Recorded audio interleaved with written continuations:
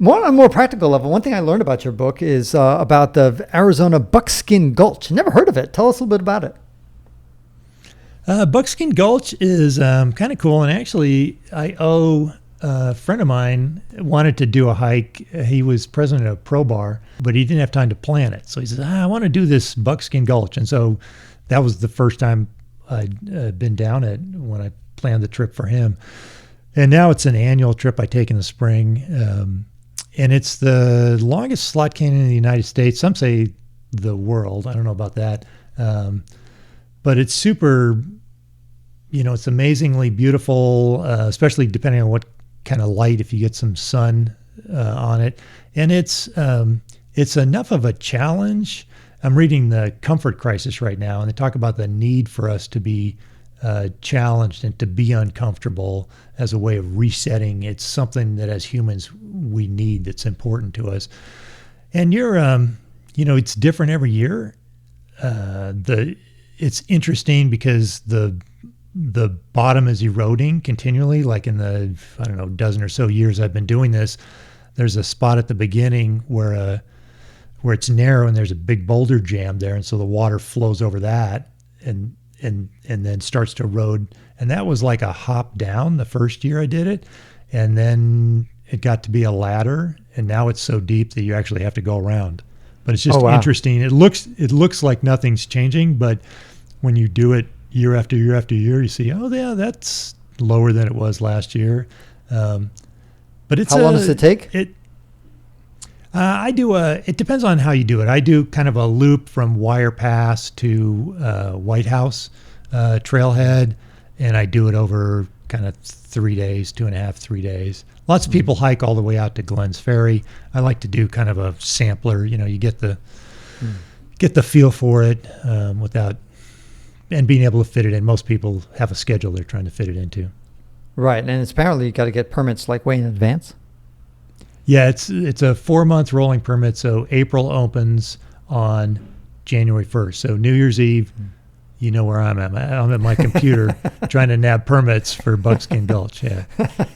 Everybody else is blowing their trumpets, and you're like on the PC. Yep. Very cool. Now you backpack with. Go ahead. And it's a great thing that I can do, because it's, for most people, it's kind of a different thing. And I know it was for me. I had a lot of questions I didn't know, but after this many years of doing it, I can be a resource and just invite people. It's all planned. I can answer questions. They have to obviously go through the challenges themselves, but I'm a resource. I make it easy for them to do it. And so I open this trip up every year to the list, what I call the list, which is a bunch of people that are, have something to say but nothing to prove. They're good company in the backcountry. They're reasonably fit, and they've got their gear organized. And so the first, 7 or 8 that reply get to go on the trip. Awesome. And speaking about, one of the people on the list was Matthew McConaughey, the actor. And he taught you not how to act, but how to stop somebody from snoring. What's the technique there? The technique there is apparently, now I have not tried this. Francine, your wife doesn't snore apparently. I was good. Or if she did, I'm not about to flick her throat in the middle of the night. That would be dangerous. Apparently you flick the Adam's apple of the offending snorer, and that puts him right back to sleep. With your finger. With your finger, yep. Just flick it, not that hard, but enough to I'm just wondering, if you just poke somebody, sometimes I find that if you just poke somebody, that's enough to get them to stop. So I wonder if it's like a semi-placebo effect here. It could be just to kind of interrupt the process. Yeah. All right. But everything's cooler when Matthew McConaughey does it. So. Mm-hmm. Now tell us about your son, Derek. What life lessons has he taught you? Well, he was born severely disabled, and then he died before his 20th birthday. So he's been gone a number of years, died on Mother's Day. He taught me about things that you can't control. as an engineer, I'm always trying to plan for things and figure things out. It's like I bought a card the other day that said everything is figure outable, which makes a great card, but actually there's some things in life that aren't actually figure outable, or maybe fixable would be a better word. There's things that I can't fix, and sometimes you just have to learn to accept them. Exactly. You need to be okay with things not being okay. Like you couldn't fix Derek maybe the way you would have liked to. Right. Fix him. There's nothing. Right. There's no amount of extra training or physical therapy or speech therapy. There was nothing he was born without a brain. There was nothing that was going to make up that difference. The other thing that he did is he ignited spirituality within you, religiosity in you that had been, I guess, dormant, I suppose. That was another thing that had a profound impact. Yeah. I grew up without any really church experience. My mom, after the divorce, joined the local Quaker meeting back east, or Society of Friends. Right. I always wonder, like, if you had, let's say, been born in India or in Pakistan, would you have gravitated to another religion potentially? If, like, assuming you had Derek and the whole situation, but you were in a different environment. Yeah, it's entirely possible. It's you never know. I have a degree in religion, so I'm always fascinated by these kind of questions, and so I go down that deep end. But this podcast is not so much about that. It's more about chopsticks and how you can use them as tent stakes. When I read that, I was like, only Glenn will think of this. Like, everybody looks at a chopstick and just sees a chopstick, but Glenn sees it as a potential tent stake. In fact, you used it as a tent stake. Yeah, I used it as a tent stake actually in 1976 when I rode my bicycle across the country, and then recently went back to it because I was thinking about it, and actually was in Japan being interviewed, and they asked me, how come you're pretty good with the chopsticks? And I explained the bike trip, and I'm eating everything with a couple of chopsticks because that's all I had. And after that, I got thinking, like, why don't I do that anymore? So we actually came up with Chopstakes, which are tent stakes that are formed as chopsticks. So that's what I use now. We're still looking for a manufacturer to bring them to market, but we've got some prototypes that are in my pack. Well, I hope the manufacturer is in China, because they should be able to get that one down. Yeah, it's harder than you'd think to, do we make them out of titanium or aluminum? And it's, we've got what's the difference? Why is what's the trade-off between titanium and aluminum? Less people work in titanium, and the weight, because aluminum you could maybe go hollow, but the shape we want the notches and the loops, so you could put a little string in it because it works better as a stake that way. So just a lot of considerations. Okay. Always trade-offs. Only an engineer would ever imagine. Yeah. Now plus, it's one of those. It's one of those things with any product I come up. The next, once I get it to where I like it, the next question with the Gossamer Gear design team is like, okay, are there more than 5 other people in the world besides Glenn who thinks this is a good idea? And so we're not convinced there's a huge market for chopsticks, so it's kind of on the back burner. It's not something we're devoting a lot of brain power to. Right. Good call. Let's devote some brain power to recounting one of your favorite stories. It's a tale about 4 very hungry boys on bicycles, and how they were served food on a Sunday morning, or at least on a summer morning, should I say. Tell us about that story in 1976. Yeah, this impressed on me, made an impression on kind of generosity and being kind and impacting other people's lives. So when my 3 friends and I were riding our bicycles after I graduated high school in 1976, riding them across the country, if we were in a small town, we would typically towards the end of the day go, pick a nice looking front lawn and go up and knock on the door and say, hey, we're riding our bicycles across country. Can we camp on your front lawn tonight? And I never remember being turned down. And people were always, interested in what we were doing. So this one evening, went up and knocked on the door, and an old guy answered, and he came out and asked, what time we left in the morning usually. And I said, well, we're only in Illinois. We got a long way to go. We usually get started about 7 o'clock in the morning. And he looked disappointed. And I said, well, why do you ask? And he said, well, my wife and I would really like to make you guys a proper breakfast to send you on your way. But he said, my wife has really bad arthritis, and it's particularly brutal in the morning, so she just can't get up that early. And I said, well, we appreciate the thought, but we don't need anything. We're just happy to have a nice place to spend the night to camp. And of course, you want to get an early start, right? Yeah, we got miles to do, So, because if you had dinner at 8, breakfast at 8, then you won't get out the door by 10 maybe, or whatever. Right.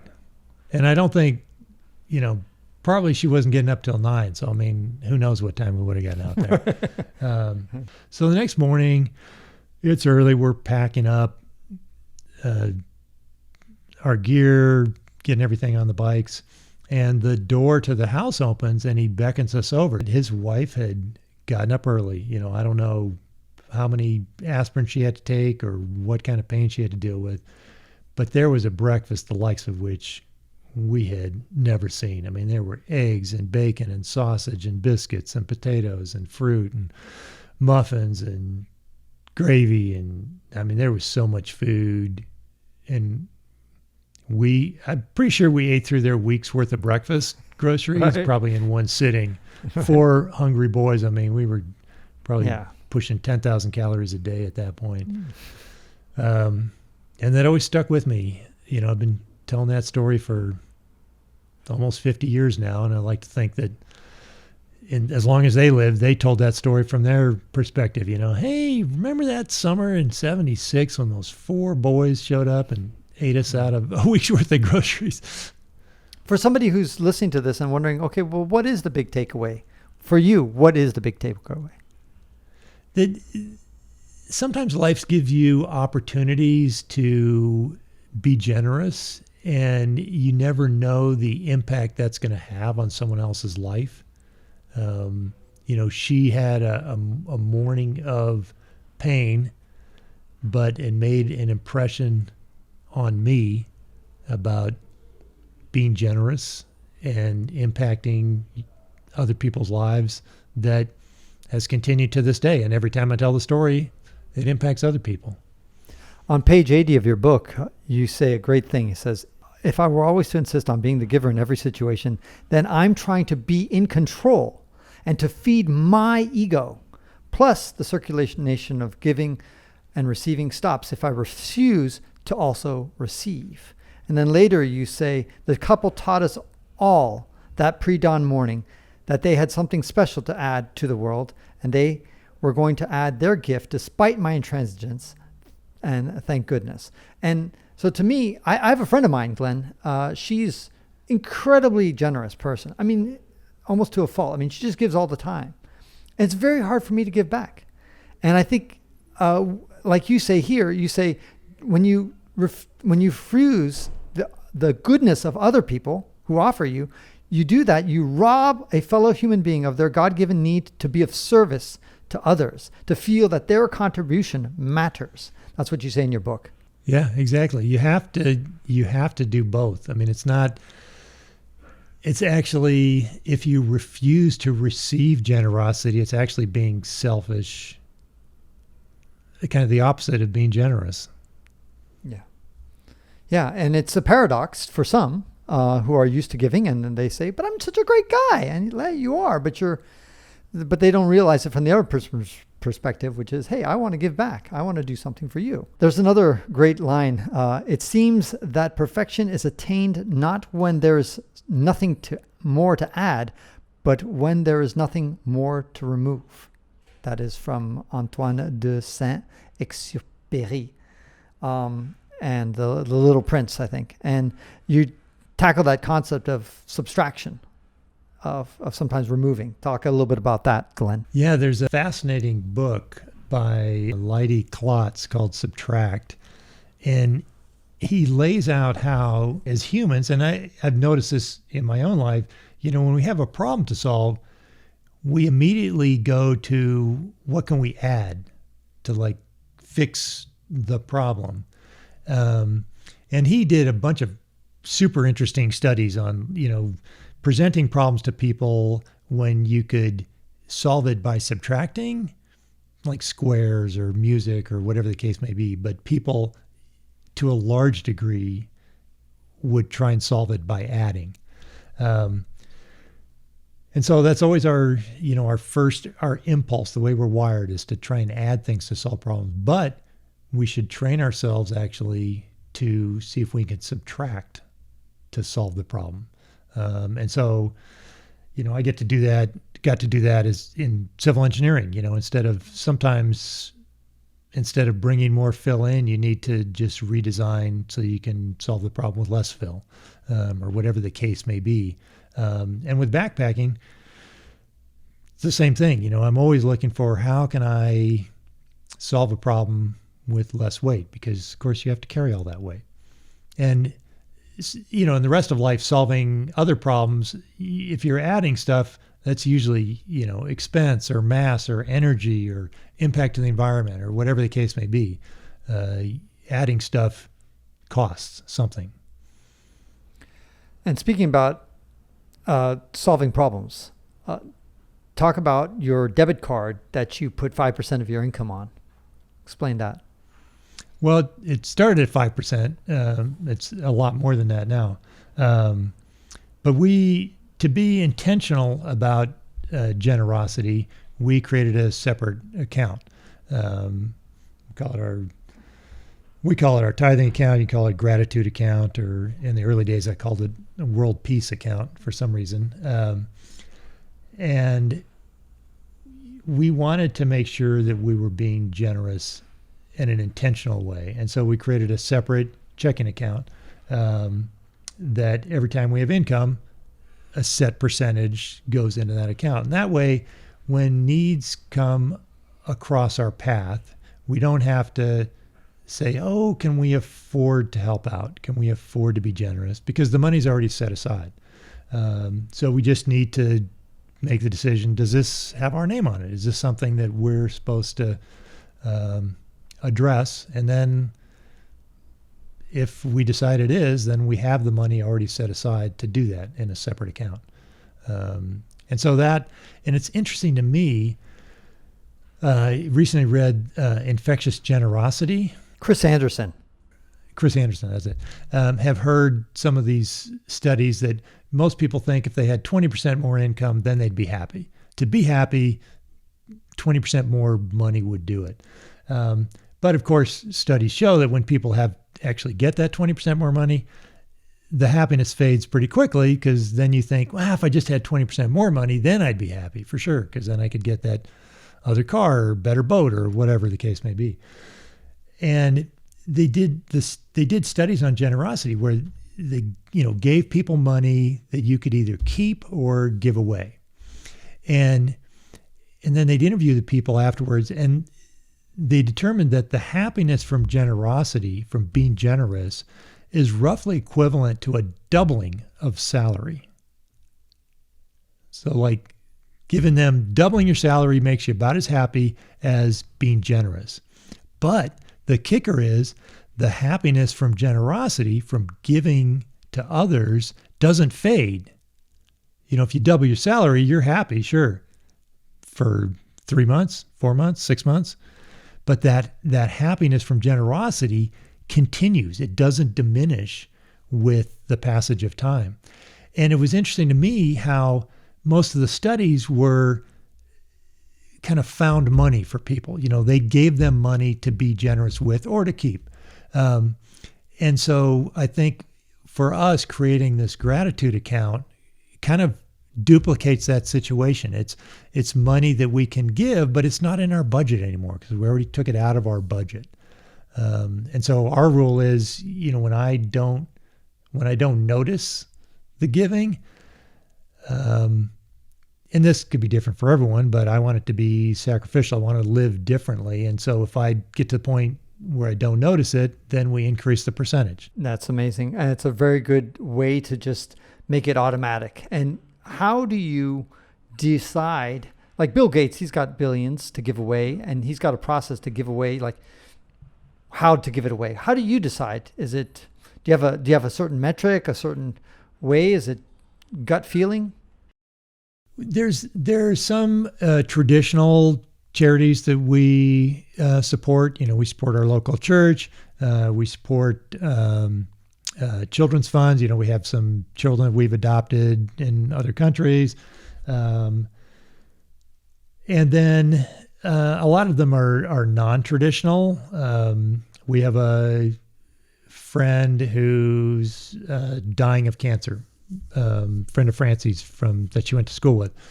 And I don't know, she's probably in her final month at this point. But she was in a lot of pain because the cancer's just eating her alive, and her insurance didn't cover some infusion that really made her life better. Well, we can write a check for that. You know, that's Francie worked with a gal a few years back whose son had made some bad decisions, ended up in prison, and died in prison, and she didn't have money for a funeral. It's like, yeah, we can write a check. It's not, you know, so it's